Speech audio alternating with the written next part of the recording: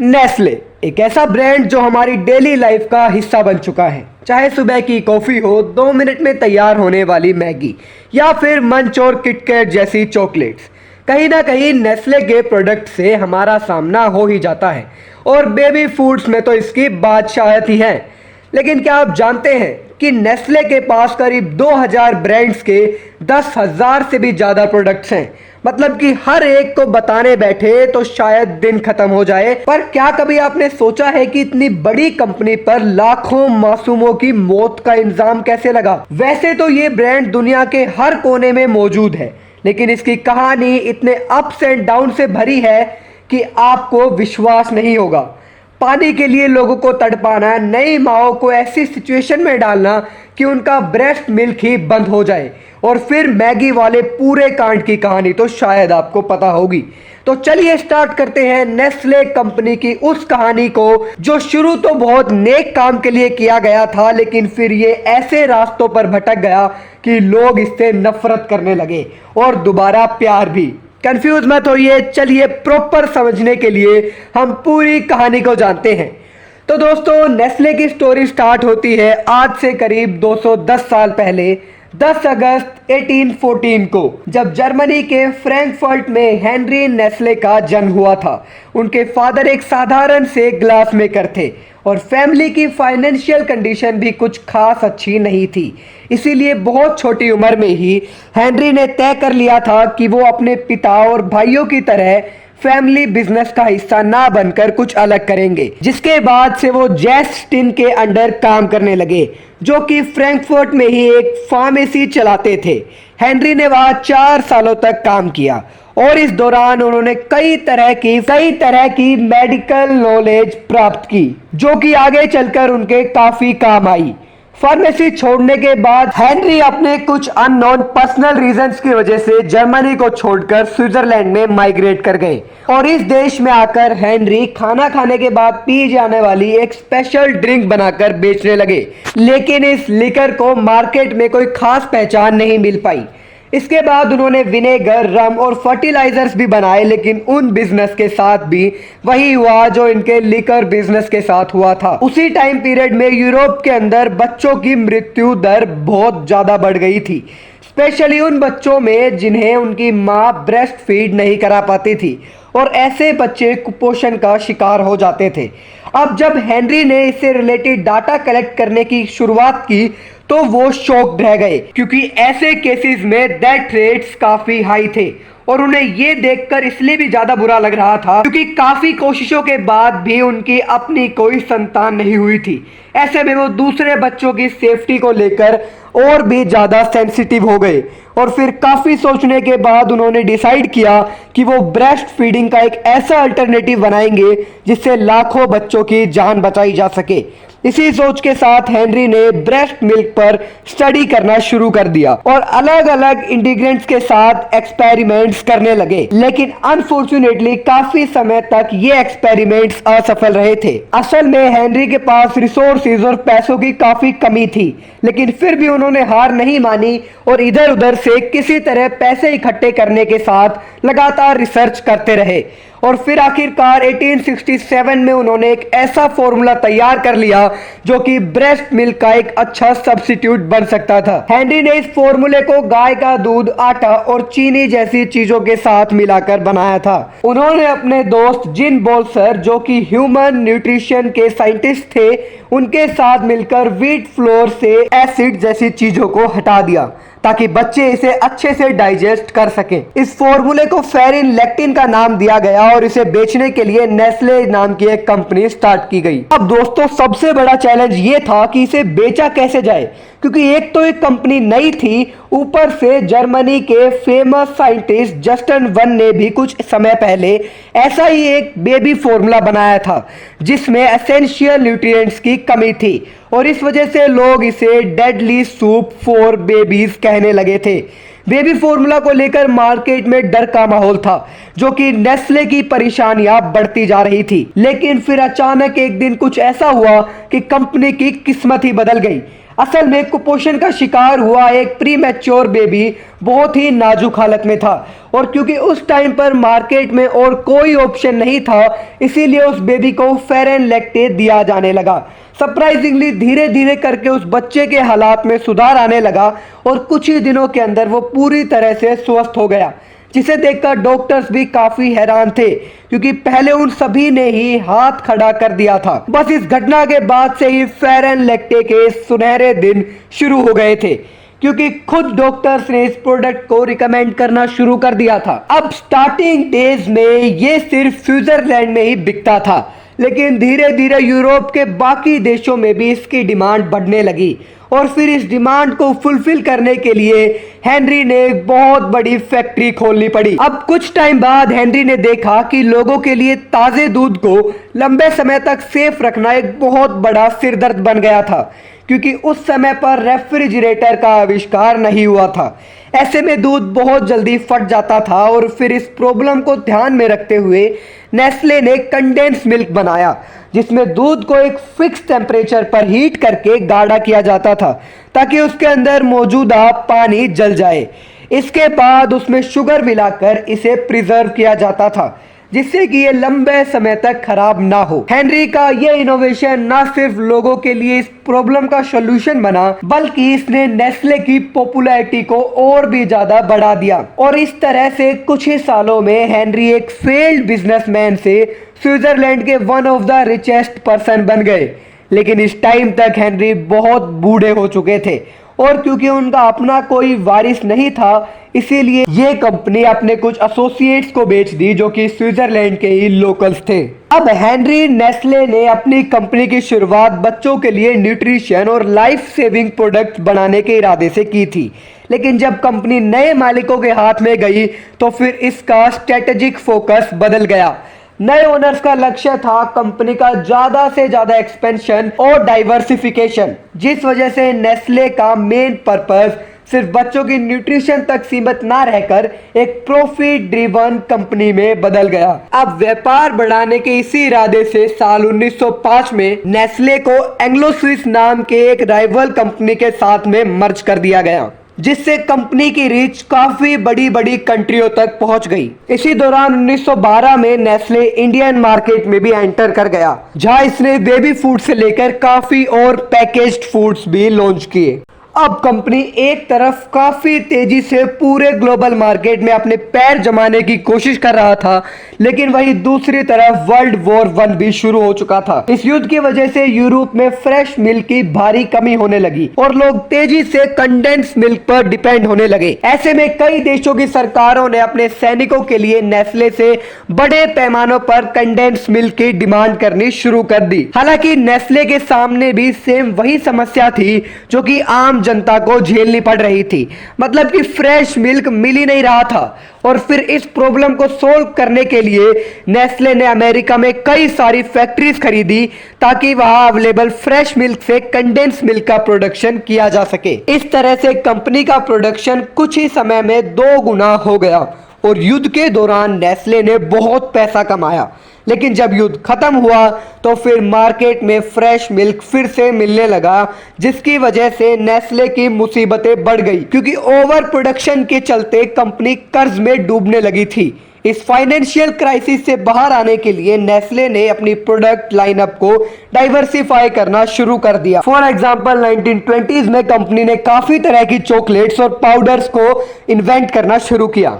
हालांकि नेस्ले को असली सफलता तो तब मिली जब उसने 1930s में नेस्कैफे को लॉन्च किया, जो कि एक इंस्टेंट कॉफी पाउडर था। असल में नेस्कैफे के आने से पहले कॉफी बहुत झंझट भरा काम। पहले बीन्स को रोस्ट करो, फिर उसे ग्राइंड करो, फिर ब्रू करो, फिर ग्राइंड करो, तब जाके 1 कप कॉफी तैयार होती थी। लेकिन नेस्कैफे की सबसे बड़ी बात यही थी कि इससे कॉफी बनाना बहुत आसान हो गया। सिर्फ इसे पानी या दूध में मिक्स करिए और फिर कॉफी तैयार। नेस्कैफे ने दुनिया में न केवल कॉफी पीने के तरीके को बदला, बल्कि ये इतना पॉपुलर हुआ कि इसने नेस्ले की डूबती हुई फाइनेंशियल कंडीशन को स्टेबलाइज करने में भी काफी मदद की। कंडेंस मिल्क की तरह ही दूसरे वर्ल्ड वॉर के दौरान नेस्कैफे की डिमांड भी बहुत ज्यादा बढ़ गई, क्योंकि ये कॉफी ना सिर्फ जल्दी तैयार हो जाती थी बल्कि मुश्किल हालातों में सोल्जर्स की एनर्जी को भी बूस्ट करती थी। इसी वजह से दूसरे वर्ल्ड वॉर के दौरान यानी 1938 से 1945 के बीच में नेस्ले की टोटल सेल्स इंक्रीज होकर 125 मिलियन डॉलर तक पहुंच गई और ये नंबर उस टाइम पर बहुत ज्यादा बड़ा होता था।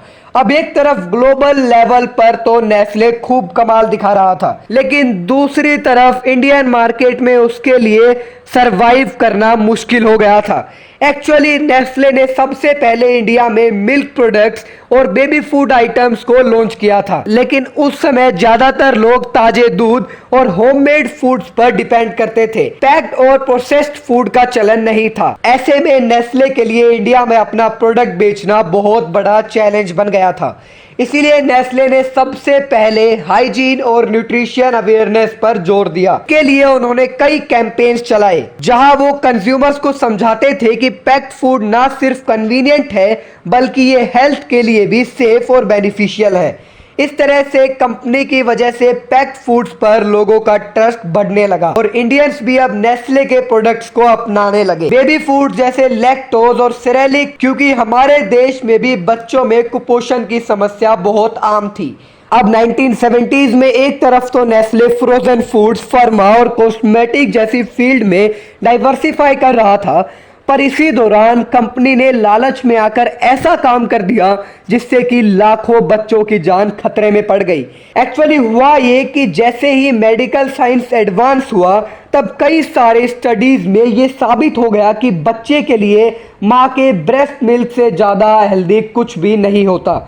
अब नेस्ले का बेबी फॉर्मूला भले ही ब्रेस्ट मिल्क का एक अच्छा अल्टरनेटिव था, लेकिन फिर भी लोगों के एजुकेट होने के साथ इसकी डिमांड कम होने लगी और बेबी फॉर्मूला से आने वाले रेवेन्यू भी कम हो गया। इससे परेशान होकर नेस्ले ने सोचा क्यों ना कुछ ऐसा किया जाए कि उनके बेबी फॉर्मूला को वो लोग भी खरीदने लगे जो कि प्रॉपर ब्रेस्ट फीड करा सकते हैं। इसके लिए उन्होंने अपने प्रोडक्ट्स को कुछ ऐसे एडवर्टाइज करना शुरू कर दिया कि उनका ये फॉर्मूला बच्चों के लिए माँ के दूध से भी ज्यादा बेहतर है। इस तरह के मैनिपुलेशन से जो माएँ ब्रेस्ट फीड करा सकती थी वो भी बेबी फॉर्मूला पे शिफ्ट होने लगी, जिसके चलते बच्चों में इन्फेक्शंस का रिस्क बहुत ज्यादा बढ़ गया। और नेस्ले सिर्फ यही तक नहीं रुका, इसको एक स्टेप और आगे बढ़ाते हुए नेस्ले ने अमेरिका और अफ्रीका में भी बड़े पैमाने पर एडवर्टाइजमेंट शुरू कर दी, जिसमें इन्होंने सेल्स वुमेन्स को नर्सेस की तरह ड्रेसअप किया जो हॉस्पिटल में जाके माओ से मिलती और उन्हें ब्रेस्ट मिल्क छोड़ के नेस्ले के बेबी फॉर्मूला की तरफ शिफ्ट होने के लिए कन्वेंस करती। इन सेल्स वुमेन्स को कमीशन पर रखा गया था, यानी कि जितना ज्यादा बेबी फॉर्मूला वो बेचेंगी उतने ज्यादा पैसे वो कमाएंगी और इसी वजह से वो बहुत ही अग्रेसिवली इस फॉर्मूला को सेल करने लगी। नेस्ले ने इन सेल्स वुमेन्स को कुछ सैंपल्स भी दे रखे थे जो वो माओ को फ्री में दे दिया करती थी। ऐसे में जब तक वो सैंपल खत्म होता था तब तक माओ का नेचुरली मिल्क प्रोड्यूस होना ही बंद हो जाता था, जिससे उन्हें ना चाहते हुए भी बेबी फॉर्मूला पर शिफ्ट करना पड़ता था। इस धोखे का सबसे बड़ा नुकसान उन देशों में देखने को मिला जहां पीने के लिए साफ पानी अवेलेबल नहीं था, क्योंकि वहां के लोग गंदे पानी में ही बेबी फॉर्मूला मिक्स करके बच्चों को देने लगे थे। इसीलिए बच्चों में डायरिया और कई तरह की बीमारियां फैल गई। इसके अलावा कुछ लोग जो गरीब परिवार से थे वो बेबी फॉर्मूला अफोर्ड नहीं कर पाते थे, तो फॉर्मूला पाउडर को पतला करके इस्तेमाल करने लगे, जिससे बच्चों को पर्याप्त न्यूट्रिशन नहीं मिल पाता था और वो कुपोषण का शिकार हो जाते थे।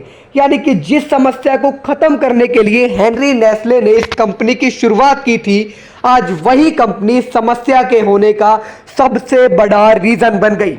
ऐसा अनुमान लगाया जाता है कि नेस्ले की उन झूठी फॉर्मूला मार्केटिंग प्रैक्टिस की वजह से लाखों बच्चों ने अपनी जान दी थी और ये सिलसिला शायद आज भी जारी रहता अगर 1973 में न्यू इंटरनेशनलिस्ट नाम की एक मैगजीन नेस्ले की इस घिनौनी मार्केटिंग स्ट्रेटेजी का पर्दाफाश नहीं करती। इसके अलावा 1974 में एक British organisation War on Want ने एक बुकलेट पब्लिश कर दी जिसका नाम था द बेबी किलर। इस बुकलेट ने डेवलपिंग कंट्रीज में नेस्ले के बेबी फॉर्मूला की मार्केटिंग प्रोडक्ट्स के ऊपर गंभीर आरोप लगाए थे, जिसमें बताया था कि नेस्ले ने जानबूझकर ऐसे हालात पैदा कर दिए कि लोग ब्रेस्ट फीडिंग से दूर। इसके कुछ समय बाद से द बेबी किलर का जर्मन ट्रांसलेशन किया गया और इसे नेस्ले किल्स बेबीज के नाम से पब्लिश किया गया, जिसमें कि कंपनी के खिलाफ लोगों में काफी आक्रोश पैदा हो गया। इसके जवाब में नेस्ले ने पब्लिशर पर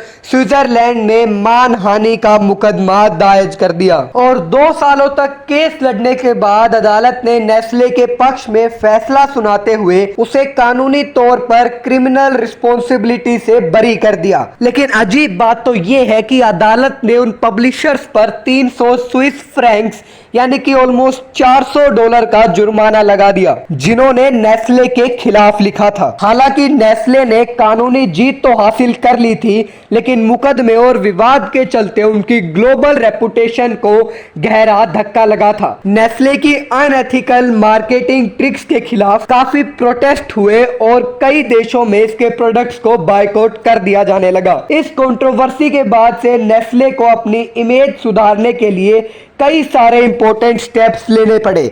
इसने ग्लोबल लेवल पर कई प्रोजेक्ट शुरू किए, जिसमें साफ पानी और बेहतर हेल्थ सर्विस को प्रमोट किया जाने लगा। इन कदम के जरिए नेस्ले ने यह संदेश देने की कोशिश की कि वो ना सिर्फ मुनाफा कमाने के लिए बल्कि सामाजिक जिम्मेदारियां निभाने के लिए भी काम कर रहे हैं। इसके साथ ही नेस्ले ने WHO के द्वारा जारी international code of marketing of breast milk substitute को पालन करने का भी संकल्प लिया और इस कोड के तहत कंपनी को यह बताना बहुत जरूरी था कि ब्रेस्ट मिल्क बच्चों के लिए सबसे अच्छा है और इसे फॉर्मूला मिल्क से बेहतर समझा जाए। अब जब इस मामले की आग शांत हो गई थी तो 1983 में नेस्ले ने भारत में मैगी नूडल्स को लॉन्च किया, जिसने कि इंस्टेंट फूड सेक्टर में एक नया बदलाव लाने का काम किया। उस समय भारत में नूडल्स का कॉन्सेप्ट बिल्कुल नया था, इसलिए नेस्ले ने इंडियन कस्टमर्स का ध्यान अट्रैक्ट करने के लिए खूब मार्केटिंग की। कुछ ही समय में मैगी पॉपुलर होने लगी, खास तौर से बड़े शहरों में जहां महिलाएं बाहर निकलकर काम पर जाया करती थी। उस समय उन्हें एक ऐसे फूड ऑप्शन की जरूरत थी जो कि झटपट बन जाए और बच्चे को भी पसंद आए। हालांकि अपने बेहतरीन स्वाद और शानदार मार्केटिंग की वजह से जल्द ही मैगी बड़े शहरों से निकलकर देश के हर कोने में पहुंच चुकी थी और भारत में तो इसे इतना पसंद किया गया कि लगातार 3 दशकों तक इसकी कामयाबी को कोई छू तक नहीं सका। लेकिन फिर 2015 में कुछ ऐसा बवाल हुआ कि सरकार ने न सिर्फ मैगी को इंडिया में बैन कर दिया बल्कि उस पर 640 करोड़ का भारी भरकम फाइन भी लगाया गया। पर गवर्नमेंट ने ऐसा किया क्यों, इसे जानने के लिए हमें 2015 में जाना होगा। लेकिन उससे पहले भी कई ऐसे इवेंट्स हुए जिसे आपके लिए जानना बहुत जरूरी है। जैसे कि 2013 में नेस्ले पर आरोप लगे कि वो पाकिस्तान के गांव और छोटे शहरों में ग्राउंड वाटर का ओवर एक्सप्लॉयटेशन कर रहे हैं।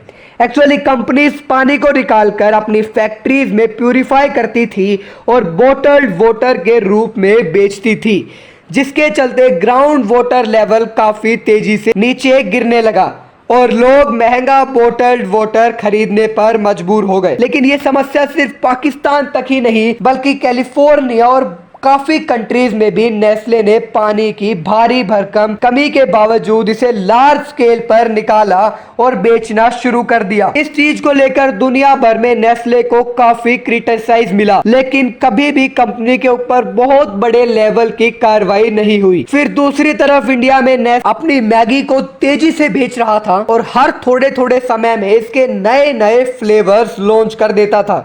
लेकिन मई 2015 में जब यूपी के फूड एंड ड्रग एडमिनिस्ट्रेशन ने मैगी का सैंपल टेस्ट किया तो पाया कि उसमें 17.2 ppm लीड थी, जबकि भारत में इसकी तय सीमा सिर्फ 2.5 ppm है। साथ ही कंपनी दावा करती थी उनकी पैकिंग में MSG यानी कि मोनोसोडियम गुलामेट का इस्तेमाल नहीं होता, जबकि टेस्ट में इसकी भी उपस्थिति पाई गई। सिंपल वर्ड्स में अगर बात करें तो ये एलिमेंट्स बच्चों की मेंटल डेवलपमेंट के लिए बहुत हानिकारक होते हैं। साथ ही इन्हें खाने के बाद लोग कई तरह की बीमारियों की चपेट में आ सकते हैं। इसीलिए दिल्ली, गुजरात और आंध्र प्रदेश जैसे कई राज्यों की सरकार ने मैगी को तुरंत बैन कर दिया।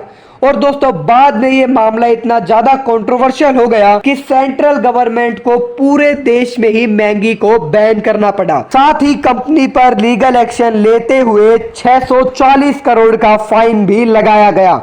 लेकिन ये मामला यहीं पर नहीं रुका, बल्कि लोगों ने इस केस को लेकर इतना ज्यादा गुस्सा बढ़ गया था कि मुजफ्फरपुर में अमिताभ बच्चन, माधुरी दीक्षित और प्रीति जिंटा के खिलाफ FIR दर्ज हो गई कि वो ऐसी चीज को क्यों प्रमोट कर रहे हैं जो कि लोगों की जान ले सकती है। इस तरह के लीगल बैटल्स, बढ़ते विवाद और लगातार क्रिटिसिज्म के चलते नेस्ले को अपनी सारी मैगी नूडल्स मार्केट से वापस मंगवानी पड़ी और इसी के चलते उसे बहुत बड़ा लॉस हुआ। लेकिन कंपनी ने फिर भी हार नहीं मानी। कुछ महीने बाद नेस्ले ने अपने इंग्रेडिएंट्स में बदलाव करके 30 नवंबर 2015 को इंडिया में मौजूद अपने सभी 5 प्लांट्स पर मैगी का प्रोडक्शन फिर से शुरू कर दिया।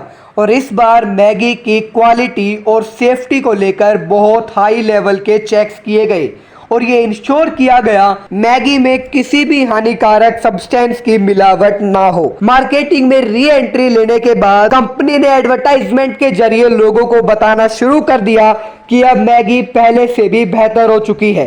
और दोस्तों, कंपनी ने इन एफर्ट्स की वजह से लोग कुछ ही समय में फिर से मैगी की तरफ अट्रैक्ट होने लगे। इस तरह से नेस्ले ने अपनी जर्नी में काफी उतार चढ़ाव देखे, क्रिटिसिज्म का सामना किया और लीगल बैटल्स भी फेस किए। फिर भी आज ये दुनिया की सबसे बड़ी कंपनी में से एक है। लेकिन सवाल है कि आखिर कैसे?